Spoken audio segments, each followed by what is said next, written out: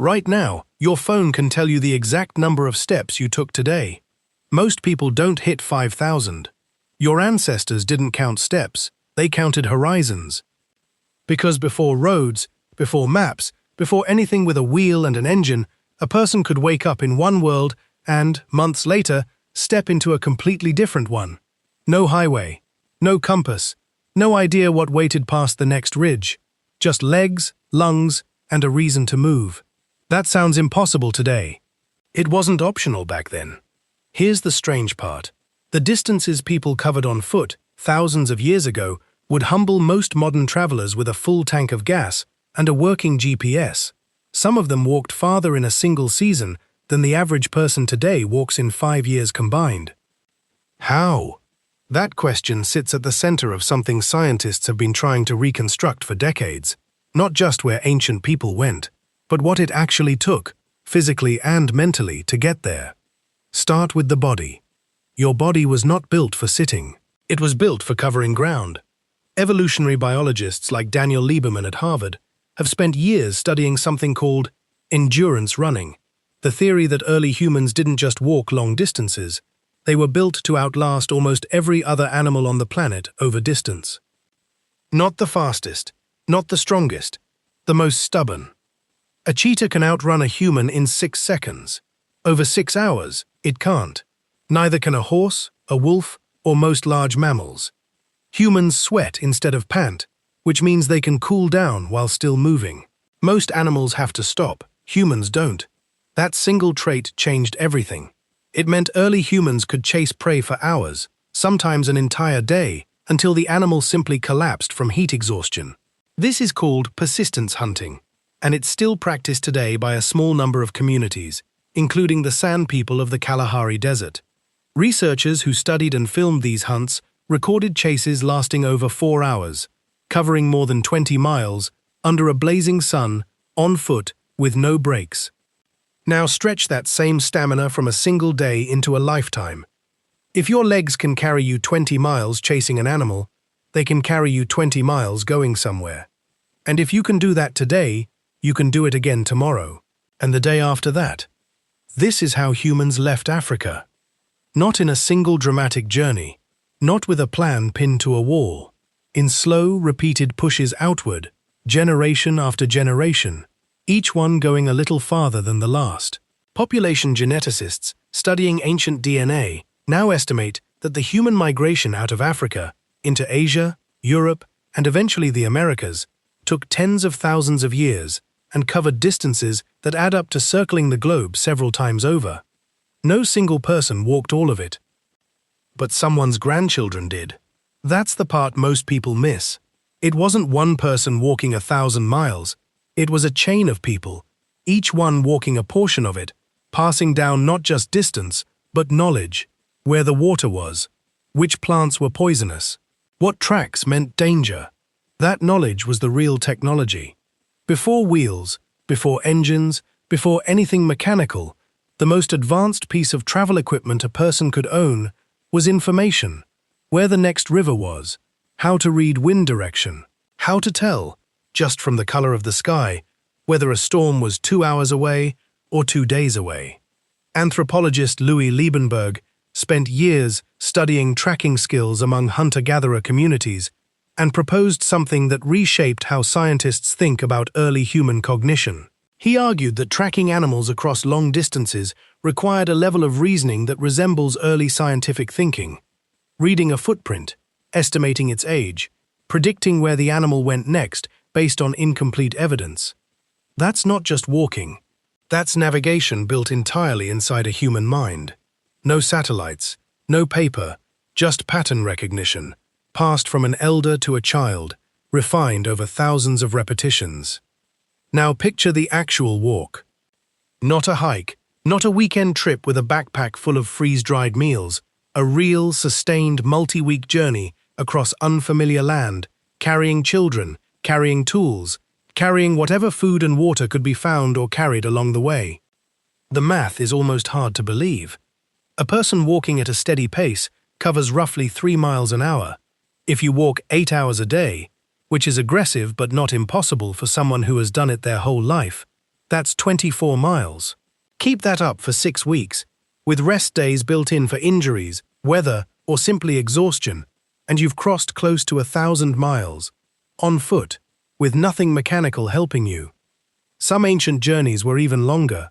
Archaeological evidence suggests that the migration routes used to first populate the Americas, likely crossing a land bridge from Siberia into Alaska before moving south, covered distances stretching well over 2,000 miles, in conditions far colder and harsher than most modern travelers will ever face voluntarily. There were no hotels along the way. There was no way to call ahead. If the group ran into a river too wide to cross, they built something to cross it, or they found another way, or they turned back and tried again later.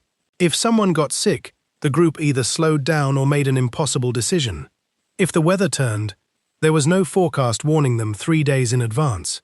There was only the sky, and whatever the oldest, most experienced person in the group had learned to read in it over a lifetime. And yet, generation after generation, groups made it. Not because they were superhuman, because walking long distances wasn't a special skill reserved for athletes. It was simply what a human body did, every single day, for almost the entire span of human existence. This is the part that should stop you. For roughly 99% of human history, walking long distances wasn't exercise. It wasn't a choice. It was the only method of transportation that existed. Every trade route, every seasonal migration, every search for better hunting grounds, all of it happened at 3 miles an hour, one step at a time. Compare that to now. The average adult today walks a fraction of what a hunter-gatherer walked in a single day, and that's before adding the distances required for actual travel. Public health researchers studying activity levels across different populations have found that modern step counts, even among people who consider themselves active, often fall far below estimated hunter-gatherer averages, sometimes by a factor of 5 or more. Your body hasn't changed much in the last 10,000 years. Your lifestyle has changed completely. That mismatch shows up in ways that go beyond fitness. Researchers studying human physiology have pointed out that many modern health issues, from certain metabolic conditions to lower bone density, correlate with a dramatic drop in daily movement compared to our ancestors. The body that was engineered to walk 20 miles a day is now, for most people, spending most of its time sitting. It's not that your body forgot how to walk long distances. It's that it's rarely asked to anymore. There's something else that gets lost in the comparison. Ancient long-distance travel wasn't just physically demanding. It reshaped how people related to the world around them. When you drive somewhere today, the landscape blurs past a window. Its background. When you fly, it disappears entirely, replaced by clouds, and then, hours later, a completely different place, with no memory of the space in between. When you walk somewhere, none of that happens. Every mile is felt, every change in terrain, every shift in temperature, every new plant or animal or smell in the air becomes part of the journey itself, not just the destination. Anthropological studies of traditional walking cultures have consistently found that long-distance travelers on foot developed extraordinarily detailed mental maps of the land they crossed, not just knowing where things were, but understanding why they were there, how the land connected, what patterns repeated across the terrain. That's a relationship with space that almost nobody today experiences. Modern travel compresses distance into inconvenience. An 8-hour flight feels long. A 3-hour drive feels annoying. But compressing distance also compresses understanding. You arrive somewhere new without ever having felt the space between where you started and where you ended up. Ancient travelers never had that luxury. And in a strange way, that made the destination mean more. Because when you've walked for 6 weeks to reach somewhere, that place isn't just a location. It's the result of every difficult day that came before it. Every river you crossed. Every night you weren't sure you'd made the right decision. Every moment you kept walking anyway. There's a psychological piece to this too. Long-distance walking, sustained over days and weeks, produces a distinct mental state.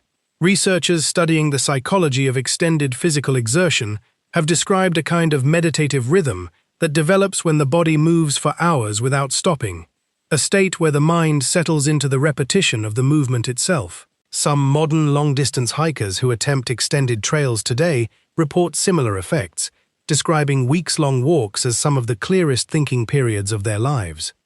Ancient humans didn't have a name for that state. They just lived inside it, regularly, because it was simply what long journeys felt like. Now here's where this loops back to something closer to home. You are not that far removed from the people who did this. 10,000 years feels like an enormous stretch of time, but biologically, it's nothing. Your muscles, your lungs, your nervous system, all of it is nearly identical to the bodies that crossed continents on foot. The wiring for endurance is still there. The capacity for that kind of sustained, repetitive movement hasn't disappeared. It's just been replaced by an environment that no longer asks for it. Which raises an uncomfortable question. If your body was engineered across millions of years to move like that, what does it mean that most of it now goes unused? It's worth sitting with that for a second. Because the instinct to walk somewhere far, to see what's over the next hill, to keep moving, simply because moving feels like it's supposed to happen, hasn't gone anywhere. It's still there, underneath everything. It's part of why long walks feel good even now. Part of why travel, even in a car or a plane, still triggers something in the brain that feels closer to that ancient pull toward the horizon. You don't have to walk 1,000 miles to feel it. Sometimes it shows up in something as small as a walk around the block, when the mind clears in a way it didn't expect. Sometimes it shows up as restlessness, an unexplainable urge to go somewhere, anywhere, that has nothing to do with logic and everything to do with a body that was built to move. Before roads, before wheels, before jet engines cut travel time down to hours. People stood at the edge of everything they knew, looked toward land they'd never seen, and started walking anyway. Not because it was easy, because it was simply how far a person could go. And somewhere inside you, that same pull is still there, quietly waiting for the next horizon.